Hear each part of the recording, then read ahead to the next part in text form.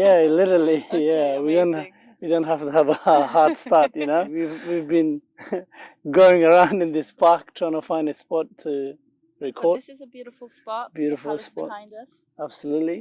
Thanks to Masuma John that brought me all the way, to this beautiful place. Alexandra Palace. Uh, Ali Pali for all Ali my Pali. London people. Ali Pali. Is Yeah. that the short for it? Yeah, I thought they only made a short for in Australia, and yeah. we make everything shorter, like McDonald's, Macca's. No, we do it here as well in London. It's so nice to finally be able to talk to you, Masuma. I've been following you on social media. I know about the work that you do, all the activism, everything that you've basically have done. So it's an honor for me to really be have this opportunity to have you on Qissa. So thank you so much. Sure. Thank you for having me, and it's been lovely meeting you and having our conversations that we've had, and I'm excited for this podcast as well. Yeah, absolutely. To share more about myself and what I've been up to. I know that you've done amazing so far, from a young Hazara girl that came here as a refugee with your family, to being an Oxford graduate, having done your postgrad in neuroscience, in one of the most prestigious universities in the world. So that's a remarkable achievement. How did all that come about? Yeah. It definitely did not come very easy. I had to work very hard and put a lot of dedication and be very motivated to get there. And with the support of my family, my friends, I got there. I migrated to the UK when I was 8 years old from Pakistan. We migrated from Afghanistan to Pakistan and then came here. So when I came to this country, I didn't know how to speak English. I didn't know about the English culture, so that was very difficult to adjust to.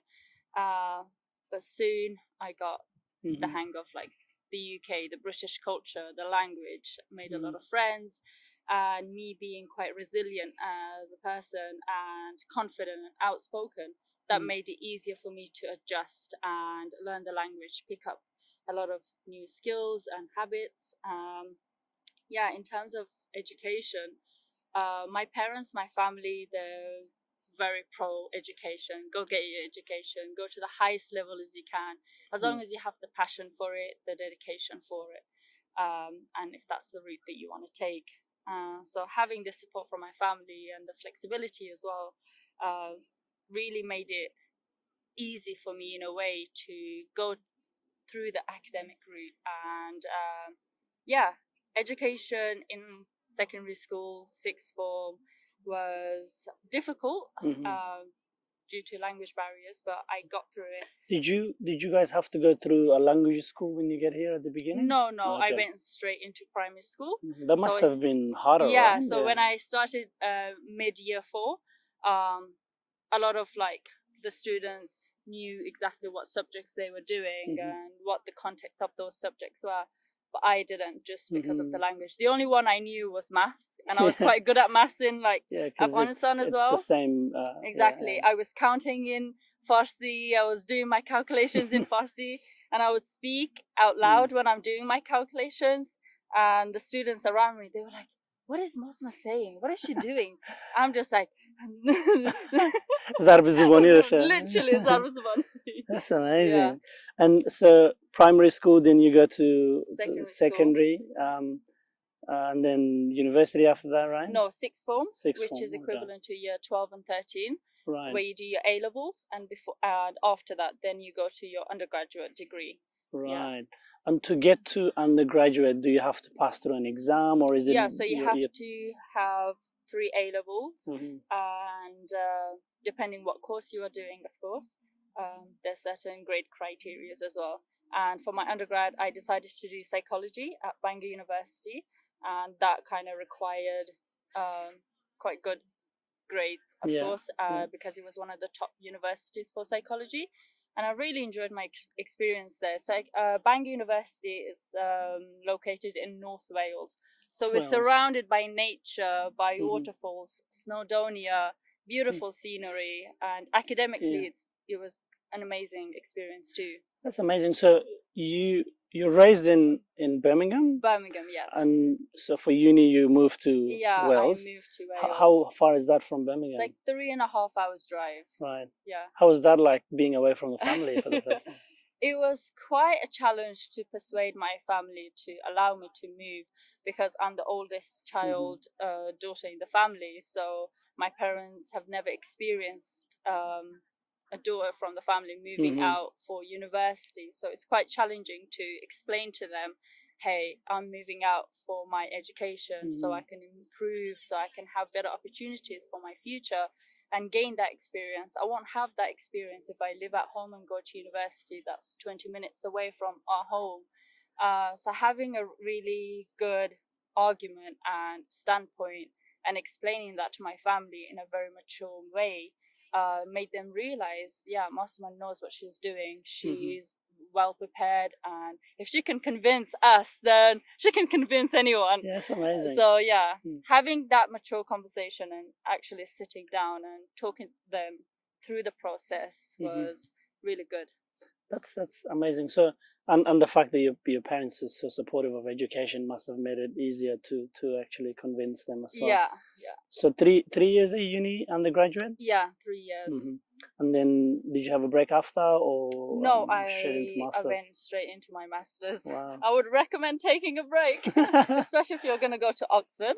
Yeah. It's quite intense. Speaking of Oxford, so I mean, I hear about Oxford. I've heard about Oxford all my life. You know how difficult it is to get into Oxford in London. You know, and it's like the all those prestigious universities in the US too, like Harvard and all that. So, tell me about that. How did you manage to get something like that? So mid second year of university at Bangor, I realized that I really enjoy my neuroscience modules, and compared to the other modules, it was quite more challenging, and it motivated me to actually study it and learn about it. Because of that, I wanted to check if there's any master's degrees and where can I apply based on the grades I'm achieving and the research lab experience that I have. And I realized that I could apply to Oxford. And I never in my life thought I could apply or even check the criteria, never, based on where I was brought up, in Birmingham, in West Bromwich. It's not even a dream, literally. So once, because I was doing quite well academically in my undergraduate, I was one of the top 4 students in my year, and I realized, because I'm doing a bunch of different research internships as well, that kind of gave me an advantage in my application, and having good network and connection with supervisors who I've worked with. They were willing to write me a reference letter. So I had these things that made me a good all these candidate. extracurricular stuff that Exactly. you do. See, that's a tip for people at uni. Extracurricular activities. And I had like 2 different paid jobs in university as well, as a mentor, as a learning advisor. So I was mentoring students my age or a year younger than me. Being a leader in that way made my application quite strong. Wow, juggling so much at the same time together. Like how did you manage all that? A lot of organization, time management, prioritization of your schedule is a skill that I developed. Yes. That's amazing. Once you get into Oxford, then how is that experience like? Unfortunately, I attended Oxford during COVID, so that meant a lot of our classes were online. But I was still living in my college accommodation, so I still. Which is where? Lady Margaret Hall. Okay. So short for LMH. The community, the college in Oxford is absolutely amazing. I love the traditions that they still hold, and so although it was during COVID times, I still enjoyed my experience. I met incredible people, my tutors, my classmates, and my friends from my college and outside from different colleges. Yeah, it was an amazing experience. So cool. Were there any other Hazaras, anyone else from Yeah, so Afghanistan? in Oxford we have a small community of students from Afghanistan, people from people who are Hazara, Pashtun, Tajik, and another student who's Uzbek as well. So although the community is very small, but there are Hazara students as well. I believe that while I was a student, there were one, two, three, four, including myself, 5 students. Yeah. who were So if Hazara. somebody is dreaming about going to Oxford and is in undergraduate or is still at high school, what would you tell them? Absolutely apply. You can do it. Why not? Shoot your shot. I shoot my shot, and I didn't know that I would ever be even considered for an interview, let alone be accepted. So yeah, shoot your shot. If you know you've got the grades, if you know that you have the potential, the confidence, the motivation, apply. Go for it. Yeah. Cool. But I wanted to sort of tie that into the life in general now that you've graduated from uni. What do you do now, and how it relates to the sort of the stuff that you studied or the work that you may have done in the past? So academically, like I said, I did psychology and then neuroscience. So it's all based around science. And my passion is in science, in healthcare, helping the community, globally, patients. So my passion lies in that.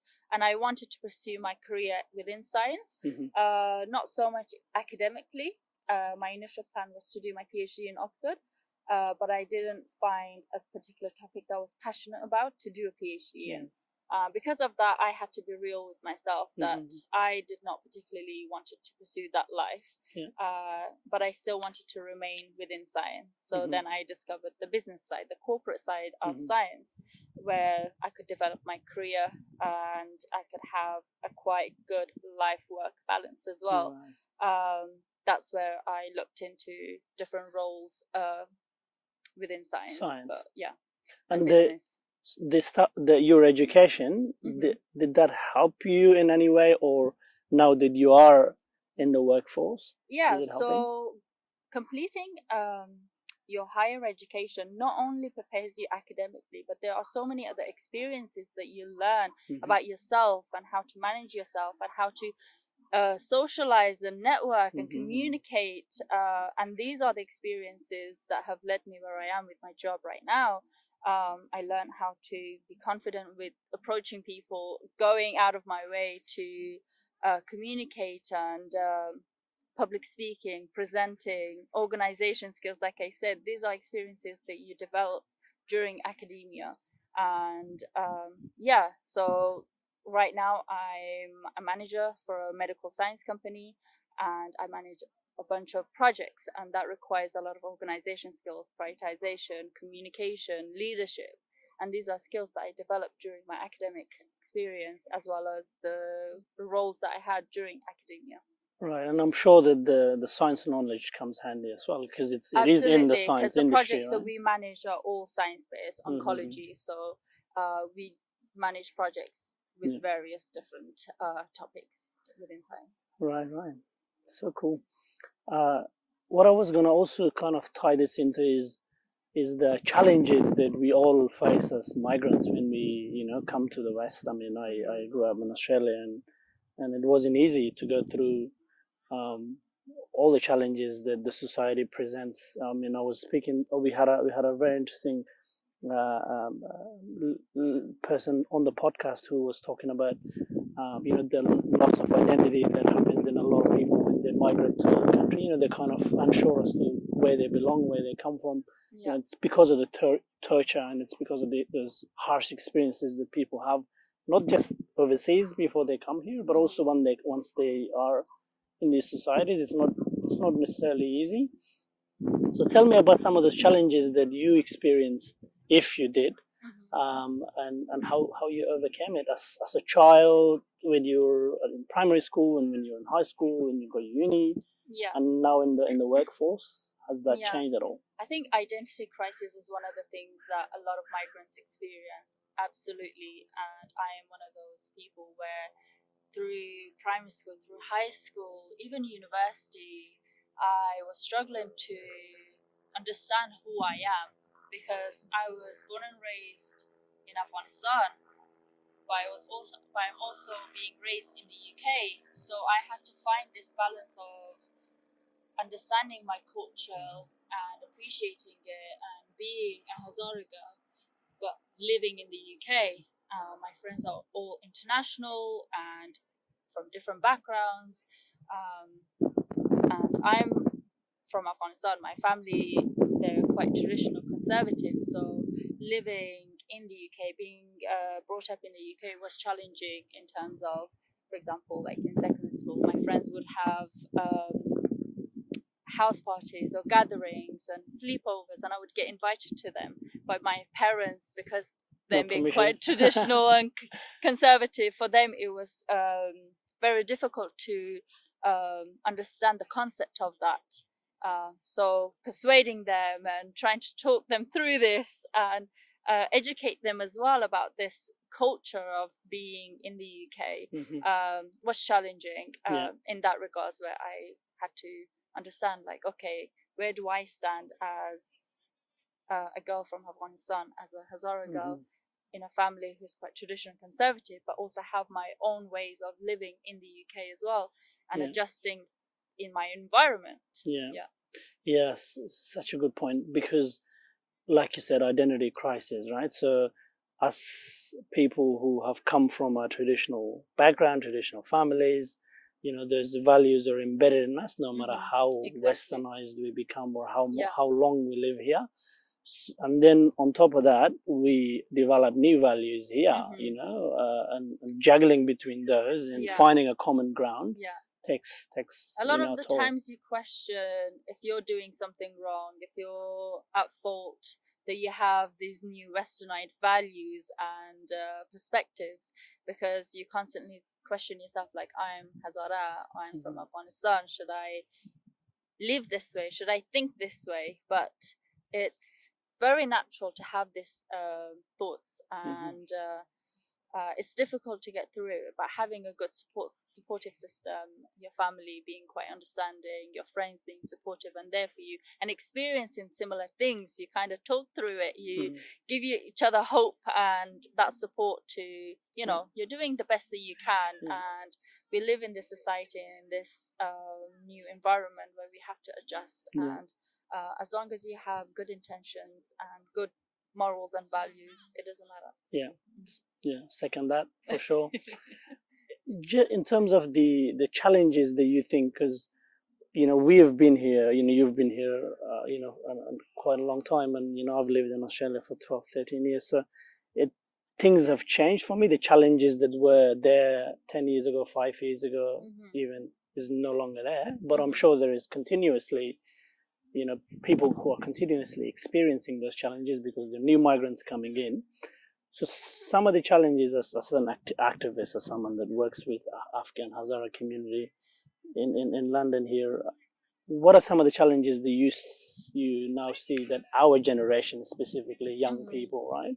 Those I'm almost not in my 20s anymore, but those that are in their 20s, let's say, or early 30s experience, that you observe here in London? Yeah, in terms of activism, and more recently with what's happened in Afghanistan and amongst Hazara people specifically, I see a lot of people on social media raising awareness, reposting a lot of the reports and posts that they see on social media, and they don't go beyond that. And that's more of like a woke culture, wanting to seem that you're present and you're involved in your activism. And for our generation, I see this a lot, and it's unfortunate. It is great that they're raising awareness, but I want an extra step, like take an extra step of like giving public speeches or having an organization, or for example a podcast, raising awareness, spreading the word more worldwidely,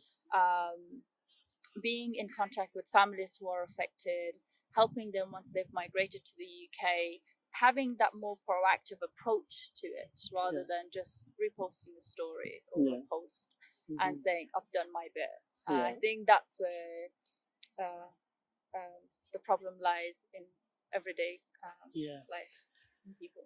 Yes. So that's such a powerful message, because a lot of people, want to do stuff. They try, they care about it, but it doesn't translate into actions. And it's just with simple things like going to an event and talking to a few people, or having a speech somewhere, or writing about things, or making a video short clip, writing letters to MPs, contacting your local policymakers, and having that more I guess proactive approach to these things. But I feel like our generation are so talented, and they have so much power. They need to use that to their advantage, and really believe that they can bring change if they wanted to and if they tried. Agreed. Absolutely agreed. There's so much more that our generation can do. We have the capability, the capacity. We're and people are empowered. Girls are empowered a lot more than they ever could have been back home. So it's same with guys. So more can be done, whether it's an advocacy, whether it's an awareness. Just on the challenges bit though, like as someone that lives in Australia, and I'm quite observing of our community and young people in our community, people my generation. I often see people go through these ups and downs, whether it's with mental health, whether it's not fitting, feeling like you're fitting in the society, whether it's challenges between generational gaps, your parents wanting something for you and you wanting something else. Some of these challenges that I observe in Australia for young people. Is that the same here in England? Like, do you see our community in England, or in whether Birmingham or London, to be experiencing similar issues? Yeah, definitely. When I was growing up, I saw a lot of gaps between my generation, my parents' generation, and that's mostly because, like I said, I'm the oldest daughter in my family, and a lot of my friends are the same as well. So my parents had not experienced what it's like to have their daughter move away from for university, or have their first job, or make these big milestones that change in their life. So walking them through this process was quite challenging. However, now I feel like it has eased up a little bit, just because now we have come to a point where we communicate a lot better, where they've experienced things through us, and they've developed that understanding, that knowledge of what it's like. And so for our younger siblings, it's quite easier for so you paved the way for them. Made it easier for you guys. For example, my sister, now she's in Cardiff doing architecture, and she's going into her third year now.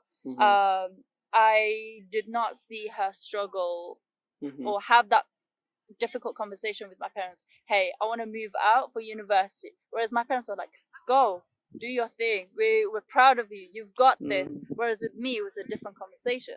And that's the case for a lot of other families in our community in Birmingham and London, where younger generations find it easier to talk to them, because we are now examples. Like Masuma, she went to Bangor, then she went to Oxford. Do you see the opportunities there if we move out, or if you support us and encourage us through these milestones? Cool. It's all about communication. Like, if you communicate maturely with your family and really get them to sit down and listen to you, and I'm sure your parents and your family are understanding, they want the best for you, so they will understand you one way or another. You make them understand.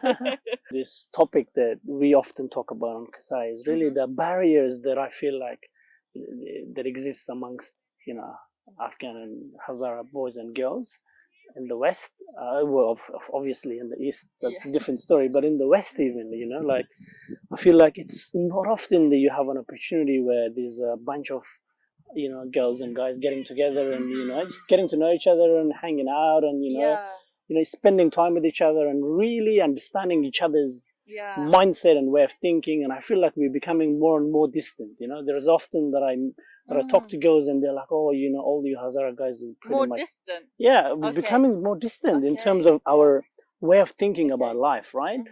And that's why this is my personal observation. People might disagree, but I feel like there is the distance is really in the way we see the world, hence why that translates into the way we feel towards each other. For instance, there's been often that I talk to Hazara girls that think that Hazara guys don't really understand them, or they're not on the same level in terms of the way they think about life. Yeah.